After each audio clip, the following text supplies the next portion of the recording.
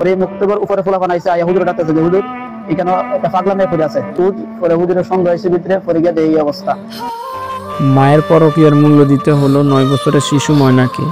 নিরপরাধী ইমাম মুয়াজ্জিনের ওপর দোষ চাপিয়ে দিল পুরো সমাজ। পরকীয়ার গন্ধ লোকাতে 9 বছরের ময়নাকে হত্যা। নিরপরাধী ইমাম মুয়াজ্জিনকে বানানো হলো বলির পাঠা। অথচ মায়ের গোপন পাপ ডাকতেই প্রাণ গেল মেয়ের। নিরপরাধ ইমাম মুয়াজ্জিনের উপর অপরাধীর ছাপ।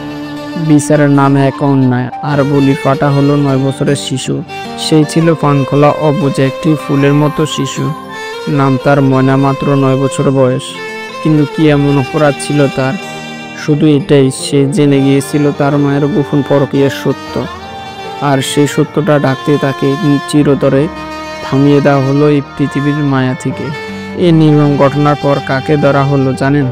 পাড়ার মসজিদের ইমাম সাহেব ও মুয়াজ্জিন সাহেবকে, যারা প্রতিদিন সমাজকে সৎ পথে ডাকছেন, নামাজ পড়ার জন্য আহ্বান করেন। তাদের নামেই জুড়ে দেওয়া হলো দর্শন ও খুনের মতো ভয়াবহ অপবাদ।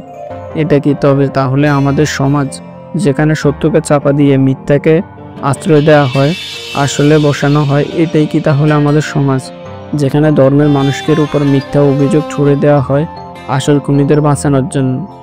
আজ আমরা চিৎকার করে বলি, আমরা ময়নার জন্য বিচার চাই, আমরা নিরপরাধ ইমাম মুয়াজ্জিন সাহেবের জন্য মুক্তি চাই, আর আমরা চাই আসল অপরাধীদের দৃষ্টান্তমূলক শাস্তি হোক।